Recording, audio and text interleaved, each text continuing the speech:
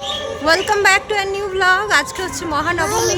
না bye bye না, এখনই ব্লগ শুরু হলো। মহানবমীর দিনেও আমরা বেরোচ্ছি আর এখন বাজে ওই 4:15-20 মতো। তো চলো দেখা যাক আজকে কোথায় কোথায় দেখা যায়। এদিকে ঠাকুর দেখতে বেরোবো আর অমল আমাদের বাহন সাথীকে একটু পরিষ্কার পরিচ্ছন্ন করে নিচ্ছে। আর দেখো পুপু চাপবে। কাকা কি আমি তো যাব। কেমন করে দেখো গাড়িতে কেমন করে যায়, আর আমাকে টাটা করে দিচ্ছে। কই বাবু ওইখানে যাবো আমরা। প্যান্ডেল কোথায় দেখতে পাচ্ছি না তো। সো আমরা এখন এসে গেছি কিন্তু নবারুণের পুজো মণ্ডপের সামনে। আর এখানে কিন্তু মেলা বসে, যারা আসো প্রত্যেক বছর তারা অবশ্যই জানবে। আর আমরা কিন্তু বাড়ি থেকে দুপুর দুপুর বেরিয়েছিলাম যাতে আমরা ভিড় কম পাই, কারণ বুবুকে নিয়ে ঠাকুর দেখবো। তো এসে দেখি এসব কিন্তু ভাবনা আমাদের ভুল, ভিড় বেশ ছিল আর তার মধ্যে আমরা ঠাকুরটা ঠিকঠাক দেখতে পেরেছি। লাইটিং দেখো অসাধারণ লাগছে। আর এখানকার কি থিম ছিল আমার ঠিক মনে নেই, দেখো তোমরা দেখে যতটা বুঝতে পারছো তাতেই আমি অনেক হ্যাপি। তো চলো আমরা বেরিয়ে যাচ্ছি, এবার আমাদের ঠাকুর দেখা হয়ে গেছে। আর বুবু কিন্তু ওই লাইটগুলো ছেড়ে কিছুতেই বেরোতে চাইছে না।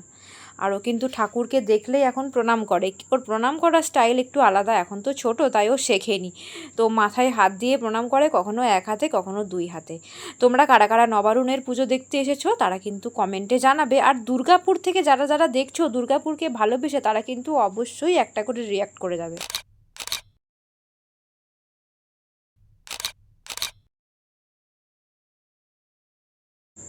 এই হচ্ছে বাইরের ভিড়টা, দেখো কতটা ভিড় ছিল আর কতটা আলো আছে, দেখলেও বুঝতে পারবে যে এখনো অবধি সন্ধেও নামেনি, তার মধ্যেই এত মানুষের ঢল।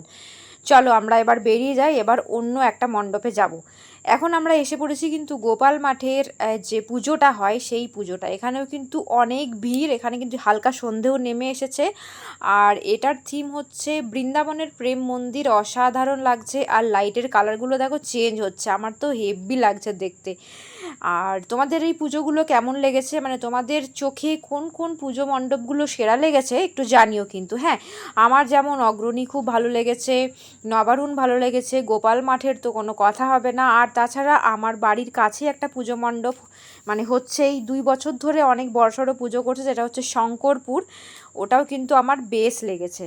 তো চলো আমরা কিন্তু ভিড় ঠেলে ভেতরে এসে গেছি। ভেতরের লাইটিংটাও বেশ সুন্দর আর অনেক রকম মূর্তি করা ছিল, যেহেতু প্রেম মন্দির তাই শ্রীকৃষ্ণ রাধা এইসব নিয়েই মানে ডিজাইনগুলো করা ছিল। আর ঠাকুরটাও দেখো অসাধারণ হয়েছে, যতটা পারলাম রেকর্ড করলাম।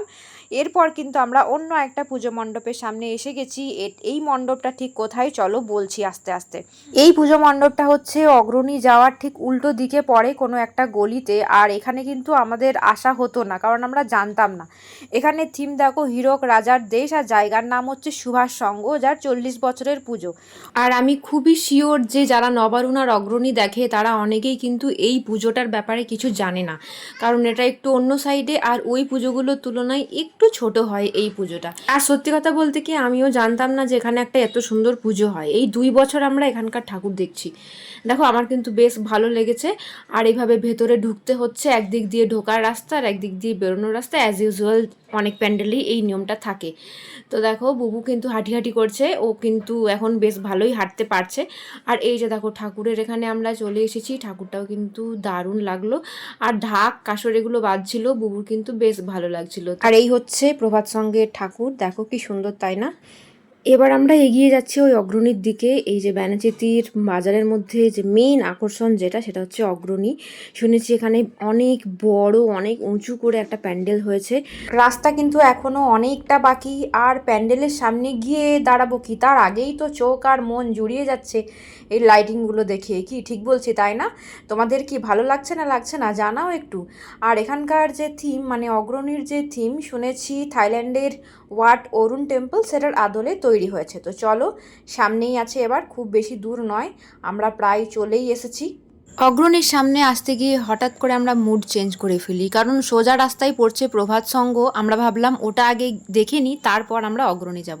তো এই হচ্ছে প্রভাত সংঘের সামনেটা, এরও লাইটিং অনেকটা লাইটিং দিয়েছে। আর এই পুজোটা কিন্তু আমরা এই নিয়ে 2বার দেখছি। খুব সুন্দর প্যান্ডেল হয়েছে, খুব সুন্দর লাইটিং, আমার এটাও খুব ভালো লেগেছে। দেখো এর যে সাইডগুলো সেগুলো এরকমভাবে ডিজাইন করেছে। ভেতরে ঢুকতে পারলাম না, একটু ভিড় ছিল, তাই জন্য আমি ঠাকুরের মুখটা তোমাদের দেখাতে পারলাম না। প্রভাত সংঘ থেকে বেরিয়ে গেলাম, এবার কিন্তু অগ্রণী ঢুকবো। অগ্রণী আর বেশি দূরে নেই, এটা ডান দিকে পড়ছে, মানে সামনেই প্রভাত সংঘ যে রাস্তাটা দিয়ে আসলাম তার ডান দিকেই একটুখানি গেলেই হবে অগ্রণী। অগ্রণীর পুজো মণ্ডপ যেখানে হয় সেটা কিন্তু দুটো জায়গা, যখন বড় মণ্ডপ হয় তখন আরেকটা জায়গায় হয়, আর যখন একটুখানি ছোট হয় তখন আরেকটা জায়গায় হয়।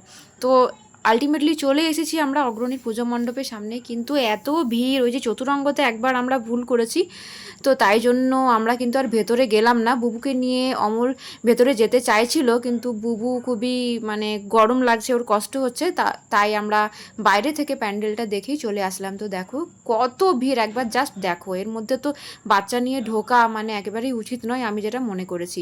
তো আমাদের সাথে সাথে কিন্তু অমলও গেল না, ও বললো তোরা যখন যাচ্ছিস না তখন আমিও যাব না। বাই দ্য ওয়ে, এই যে বাইরের যে দৃশ্য সেটা দেখেই কিন্তু আমাদের মন ভরে গেছে। তো আমরা দেখো এত কষ্ট করে এত দূর থেকে আসলাম এটা ঠাকুর দেখার জন্য, তো বাইরে থেকে না অনেকক্ষণ ধরে আমরা এই মজাটা নিচ্ছিলাম। আর অমল বললো চলো আরেকবার ট্রাই করি, বুবুকে যদি এইভাবে নিয়ে যাওয়া যায়, কিন্তু বুবু এভাবে যেতে চাইছিল না, তাই জন্য আমরা কিন্তু আবার ওই যে বললাম ওই প্যান্ডেলটার বাইরে থেকে দেখেই আমরা বাড়ি চলে আসি।